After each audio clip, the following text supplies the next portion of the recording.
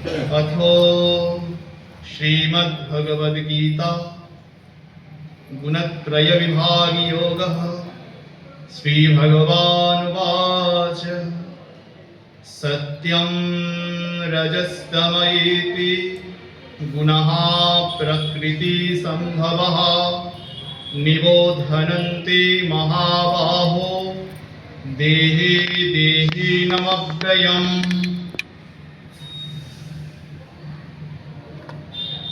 तत्र सत्यं निर्मलत्वात् प्रकाशकम् अनामयम् सुखसंगेन बधाति ज्ञानसंगेन चानघ।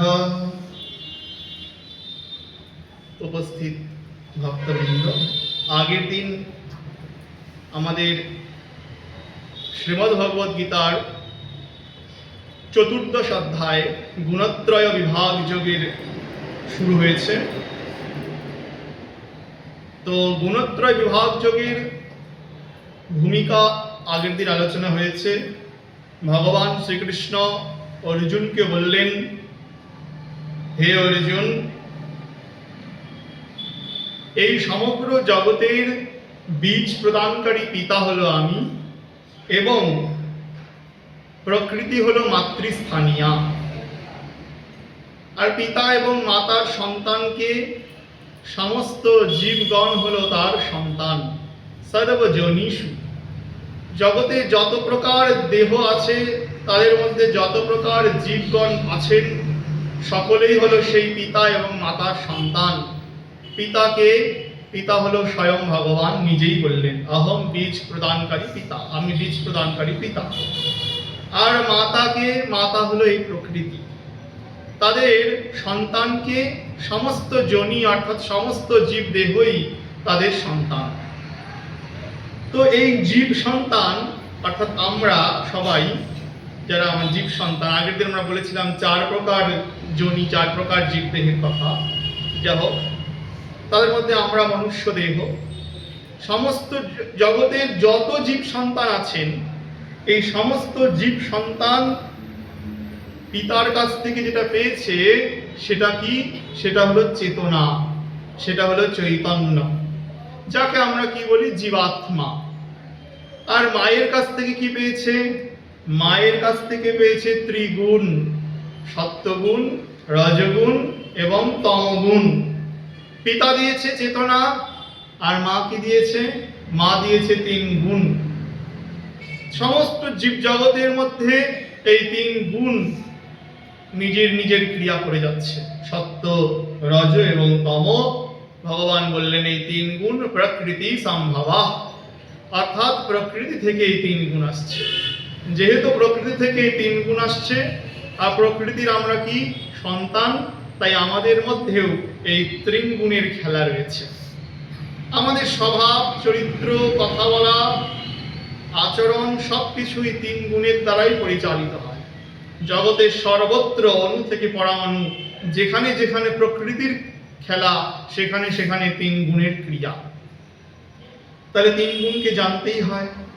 এবার ভগবান 3 গুণ সম্পর্কে বিস্তারিত বলছেন।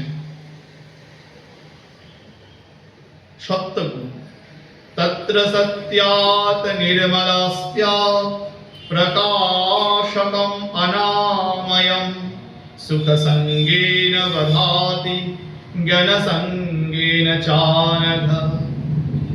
এই যে 3 গুণ, এই 3 গুণ তার 2 রকমের খেলা আছে। একটু ভালো করে বুঝবে।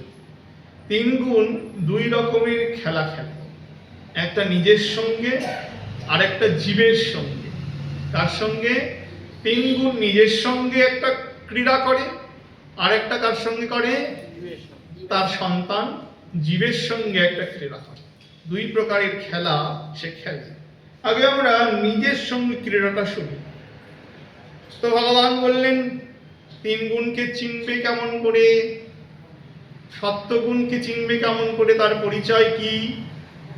তত্ত্ব সত্যাৎ নির্মলাস্তাৎ প্রকাশম অনাময়ম সুখসঙ্গেন বধাতি জ্ঞানসঙ্গেন চানঘ। হে অনঘ, অনঘ মানে পাপ শূন্য অর্জুন, এই যে সত্যগুণ এই সত্যগুণের দুইখানা মুখ্য ধর্ম আছে। কি কি ধর্ম? সুখ এবং জ্ঞান। সবার মধ্যে 3 গুণ আছে, আমার আপনার সবার মধ্যে। এবার সত্যগুণ প্রবল আছে কিনা সেটা কি করে বুঝবো?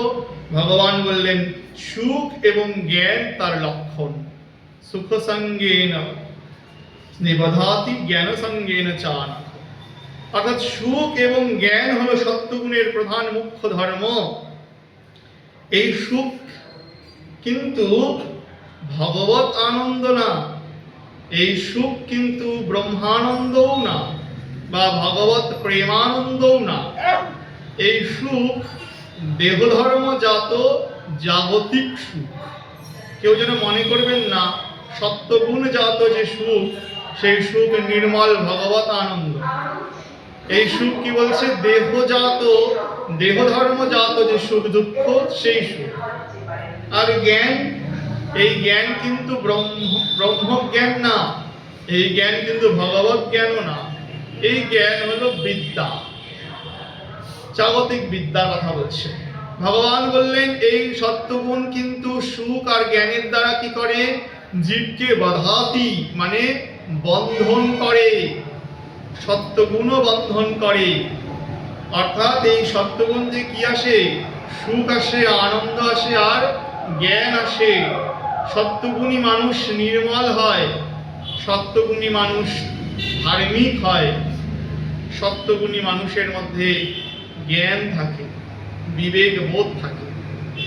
কিন্তু এই সত্যগুণ থাকলেও সেই গুণ কিন্তু বন্ধনের কারণ। বধাতি আমরা পরে শুনব। শাস্ত্র সত্যগুণকে 2 ভাগে ভাগ করেছেন, ভালো করে বুঝুন। কি 2 ভাগ? কি?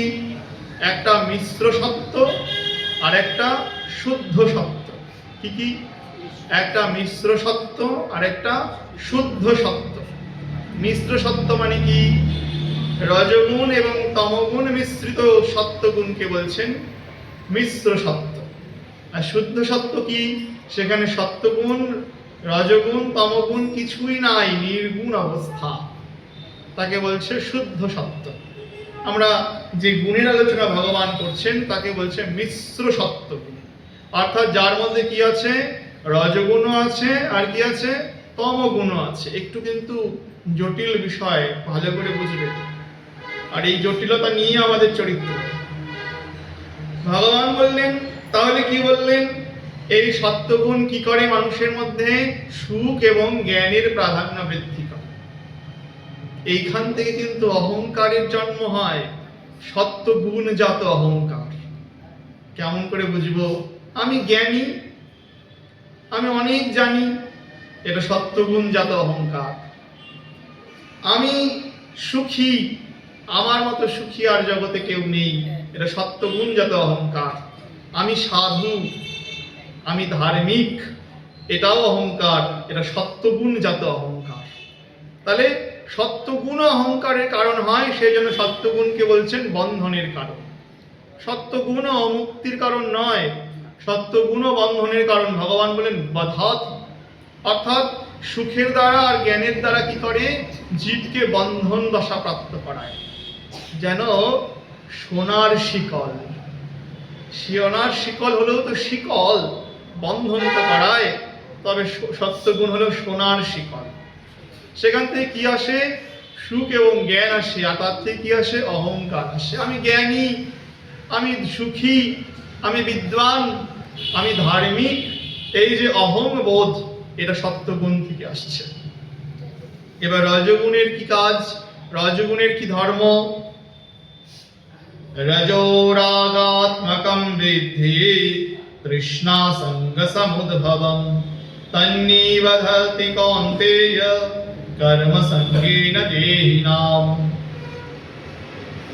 রজগুণ, এই যে রজ, এই রজ শব্দটি আসছে সংস্কৃত রঞ্জ ধাতু থেকে। রঞ্জ ধাতুর অর্থ হলো রঙিন করে দেওয়া। রঞ্জ মানে কি? রঙিন করে দেওয়া। রঞ্জয়তি ইতি রজ, যা কি করে? রঙিন করে দেয়, তাকে বলছে রজগুণ। কি রঙিন করে দেয়? ভগবান একটু আগেই বললেন সত্ত্বগুণ হলো নির্মল। নির্মলটা কিরকম হয়? স্বচ্ছ, সাদা। আর তাকে রঙিন করে কে দেয়? রজগুণ। তাহলে রজগুণের কাজ কি? রজোরাগাত্মকম বিদ্ধি তৃষ্ণা সঙ্গ সমুদ্ভবম। এই যে রজগুণ থেকে উৎপন্ন হয় তৃষ্ণা, সঙ্গ। তৃষ্ণা কাকে বলে? শ্রীধর স্বামীপাদ বলছেন, তৃষ্ণা অপ্রাপ্তে অর্থে অভিলাষः সংজ্ঞা প্রাপ্তে অর্থে প্রীতিঃ তয়ো সমুদ্ভবো যস্মাৎ। তৃষ্ণা কাকে বলে? জল খাওয়ার পিপাসাকে তৃষ্ণা বলেনি এখানে। শ্রীধর স্বামীপাদ কি বলছেন? তৃষ্ণা অপ্রাপ্তে অর্থে অভিলাষः। কাকে বলে তৃষ্ণা? বললেন অপ্রাপ্ত বস্তুর প্রাপ্তির ইচ্ছাকে তৃষ্ণা বলে। বাংলাটা কঠিন না। অপ্রাপ্ত বস্তুর প্রাপ্তির ইচ্ছাকেই তৃষ্ণা বলে। চিন্তা করুন, যেটা আমি পাইনি এখনো জীবনে, সেটা পেতে চাই, নিরন্তর পেতে চাই। এই যে বোধ, শ্রীধর স্বামীপাদ বললেন, একে বলছে তৃষ্ণা। অপ্রাপ্ত বস্তুর প্রাপ্তির ইচ্ছাকে কি বলছে? তৃষ্ণা। তৃষ্ণা কোথা থেকে আসে? আমার মধ্যে উপস্থিত প্রকৃতির যে রজগুণ, সেই রজগুণ আমাকে প্রেরিত করে কিসের দিকে? তৃষ্ণার দিকে। ওটা চাই তোমার, ওটা চাই। এটা হলো তৃষ্ণার লক্ষণ। আর সঙ্গ কাকে বলে? সংজ্ঞা প্রাপ্ত অর্থে প্রীতিঃ। কি সুন্দর বললেন। সঙ্গ কাকে বলে? যা পেয়েছো তার প্রতি যে অনুরাগ। তৃষ্ণার ফলে তো প্রাপ্তির ইচ্ছা জাগলো, এবার পেয়ে গেলে। এবার পেয়ে গেলে জাগতিক অনেক উদাহরণ হয়, সেটা সময় নষ্ট করা মাত্র, বোঝাই যাচ্ছে। যা পেয়েছো সেই প্রাপ্ত বস্তুর প্রতি যে অনুরাগ, আসক্তি, এটা আমি পেয়েছি কষ্ট করে, এটা আমার, এই যে আসক্তি, একে বলছেন সঙ্গ। শ্রীধর স্বামীপাদ একে সঙ্গ বলছেন। ভগবান বললেন এই সঙ্গ কোথা থেকে আসে? রজগুণ থেকে সঙ্গ আসে। তাহলে রজগুণ থেকে কি কি আসে? রজঃ রাগাত্মকম বিদ্ধি তৃষ্ণা সঙ্গ সমুদ্ভবম। রজগুণ থেকে আসে তৃষ্ণার রাগ। রাগ মানে সঙ্গ। আচ্ছা, তন্নিবধাতি কৌন্তেয় কর্ম সঙ্গেন দেহিনাম। এই যে তৃষ্ণা এবং সঙ্গ উৎপন্ন হলো রজগুণ থেকে, এই রজগুণ মানুষকে কিভাবে আবদ্ধ করে? না কর্মাশক্তির দ্বারা আবদ্ধ করে। আরো চাই, আরো চাই, এই যে বোধ আমার মধ্যে জাগ্রত হয়েছে রজগুণ থেকে, এর দ্বারা আমি কি করব? চাই তো আমাকে কাজ করতে হবে, না কাজ করলে তো আমি পাবো না। সারাদিন কাজ করব, সারাদিন খাটবো, তাহলে তো কিছু পাবো। এই যে বোধ, তাহলে এটাকে বলছে কর্মাশক্তি। এই কর্মাশক্তির দ্বারা রজগুণ আমাদেরকে কি করে? আবদ্ধ করে। তাহলে কাজ করব না, অকর্মা হয়ে থাকবো। ভগবান গীতা বাক্যে কিন্তু তা বলেন নাই। বললেন কর্মাশক্তিটাই দোষের, অর্থাৎ কর্মের প্রতি যে আসক্তি, সেটাই দোষের। তাহলে কিভাবে কাজ করবে? না কর্মটা করবে, বলছেন একটা, যাকে আমরা বলি লিমিটেশন, অর্থাৎ এদিকেও না এদিকেও না, বেশিও না কমও না, এইভাবে কর্ম করবে। যেটুকু প্রয়োজন সেটুকুই করবে। রূপ গোস্বামীপাদ উপদেশামৃতে ভক্তির একখানা বাধক বললেন। যারা সাধক, যারা ভক্ত, তাদেরকে বললেন, সবাইকে বলেন নাই। বললেন সাধকের অতিরিক্ত কর্মাশক্তি ও ভজনের বাধা। আমরা মনে করি কর্মই ধর্ম, কিন্তু কর্মের সঙ্গে কোথায় ঈশ্বরের যোগ করলে তুমি? ঈশ্বরের সঙ্গে কর্মের যোগই তো হলো না। তুমি সারাদিন কাজ করে গেলে, প্রয়োজনে 2 নম্বরই ভাবে কাজ করে যাচ্ছ, অথচ মনে করছো সেই কর্মই ধর্ম। সংসার নিবৃত্তির জন্য অসৎ উপায় অবলম্বন করে কর্ম করছো, আবার বলছো বড় বড় কথা, কর্মই ধর্ম। এই কর্মের সঙ্গে কার যোগ হয়নি? ধর্মের যোগ হয়নি, পরমেশ্বরের যোগ হয়নি। তুমি কোথায় ভজন করছো? বরং তোমার অতিরিক্ত কর্মাসক্তি ভজনের বাধা হয়ে দাঁড়াচ্ছে। তাই রূপ গোস্বামীপাদ বলছেন অতিরিক্ত কর্মাসক্তি ও ভজনের বাধা, বৃথা কর্ম যাকে বলছেন রূপ গোস্বামীপাদ, যার নাম দিয়েছেন বৃথা কর্ম। যেটুকু প্রয়োজন সেটুকুই করবে, আর বাকি সময় ভগবত ভজন করবে। ভজনের জন্য সময় নির্ধারিত করতে হবে। বৃথা কর্ম ভজনের বাধা। ভগবান বললেন রজগুণ কি করে? এই কর্মাসক্তির দিকে প্রেরিত করে। যার বেশি চাই, যার অতিরিক্ত চাই, তাকে তো কর্ম করতেই হবে, বেশি বেশি কর্ম করতে হবে। আর তখন কি হবে? ভজনটা শূন্য হয়ে দাঁড়াবে। তাহলে সেখানে কি থাকবে? পরিমিত কর্ম থাকবে, না বেশি না কম, যেটুকু প্রয়োজন সেটুকু। আচ্ছা, রজগুণ তাহলে কি করবে? রজগুণ আমাদেরকে তৃষ্ণা এবং আসক্তি উৎপন্ন করে কর্মাসক্তির দিকে প্রেরিত করে জীবকে আবদ্ধ করে দেবে। আর কি গুণ থাকলো?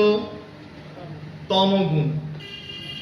তমোস্তৎ অজ্ঞানজম বিদ্ধি মোহনম সর্বদেহিনাম প্রমাদ আলস্য নিদ্রাভি স্তন্নিবধতি ভারত। তমগুণ আরো ভয়ঙ্কর। এই যে তমগুণ, হে ভারত, তমগুণ অজ্ঞান জাত। তমগুণ অজ্ঞান জাত, যা কিনা দেহিগণের পক্ষে, মানুষের পক্ষে ভ্রান্তিজনক।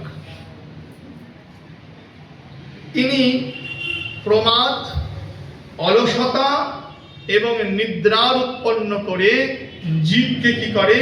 আবদ্ধ করে। প্রমাদ, অলসতা এবং নিদ্রা, তমগুণ থেকে জন্মায় প্রমাদ। প্রমাদ মানে কর্তব্য কর্মে বিমুখতা। আর কি? অলসতা। সে ভজনে অলসতাই হোক, কর্মে অলসতা হোক, আলস্য উৎপন্ন হয় কোথা থেকে? তমগুণ থেকে। আর বলছেন তম কি করেন? তম নিদ্রার উৎপত্তিকারক। যে নিদ্রা নিষেধ না, ঘুমাইতে নিষেধ করা হয়নি, কিন্তু পরিমিত নিদ্রা প্রয়োজন। 6 নম্বর অধ্যায়ে ভগবান বললেন পরিমিত আহার, বিহার এবং কর্মচেষ্টা হওয়া উচিত সাধকের। একজন সাধক, তার লক্ষণ কেমন হবে? তিনি পরিমিত আহার করবেন, বেশিও না কম না। পরিমিত বিহার, বিহার মানে এদিক ওদিক খালি ঘুরে বেড়াবে না, যেটুকু প্রয়োজন সেটুকুই পর্যটন করবেন। আর পরিমিত কর্মচেষ্টা মানে তার কাজকর্ম হবে পরিমিত। একটু আগেই বললাম 6 নম্বর অধ্যায়ে অভ্যাস যোগে ভগবানের কথা বলেছেন। তো নিদ্রা তমগুণ জনিত। নিদ্রা এখানে তমগুণ জনিত মানে নিদ্রা দেহ সুস্থতার জন্য না, যেটুকু প্রয়োজন ওটুকুই ভালো, কিন্তু ঘুমের জন্য ঘুম, অর্থাৎ অতিরিক্ত নিদ্রা। ঘুমায় থাকতে ইচ্ছা করছে তাই ঘুমায়। সকাল 8টা বাজে, সকাল 8টা বাজে ভগবত সেবা দিবে কখন? তারপরে আবার কাজ করতে যাবে কখন? গৃহভক্তের তো কাজ আছে, তাহলে সে ভগবত সেবা কখন করবে? কিংবা সেই বা কখন করবে? নিজের কার্যাদি কখন সম্পন্ন করবে? 8টার সময় তিনি উঠলেন, তারপরে সে ভগবত মন্দিরে কখন প্রবেশ করবে? কখন সেবা দিলেন ভগবানের? কখন ভজন আদি করবেন? তাহলে নিদ্রা ভজনে বিঘ্ন হয়, আর নিদ্রা মানুষের কর্মেও বিঘ্ন ঘটায়। অতিরিক্ত নিদ্রা নিষিদ্ধ। শাস্ত্রে ভজনে অতিরিক্ত নিদ্রাকে নিষিদ্ধ করা হচ্ছে। আর নিদ্রা কিসের থেকে উৎপন্ন হয়? নিদ্রা তমগুণ জাত। একজন সাধকের তো এটা আশা করা যায় না যে ঘুমায় থাকবে। তমগুণ জাত তো তার দেহ না, তার দেহ তো সত্যগুণে অধিষ্ঠান করে। একজন ভক্ত কোন গুণে অধিষ্ঠান করেন? সত্যগুণে। তাহলে তার কাছে সকাল 7টা 8টা পর্যন্ত নিদ্রা, এটা তো আশা করা যায় না। তাই ভগবান বললেন এই যে নিদ্রা কোথা থেকে আসে? তমগুণ থেকে আসে, যা দেহিকে কি করে? জীবকে কি করে? আবদ্ধ করে।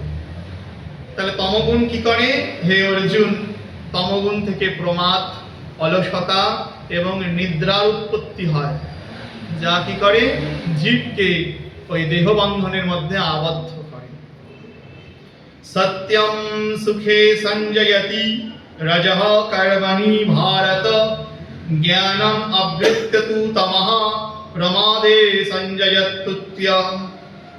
তাহলে সত্যগুণ মানুষকে সুখে আবদ্ধ করে, রজগুণ মানুষকে কর্মে আবদ্ধ করে, আর তমগুণ মানুষকে অজ্ঞানের দ্বারা আবদ্ধ করে। এক কথায় ভগবান বলে দিলেন।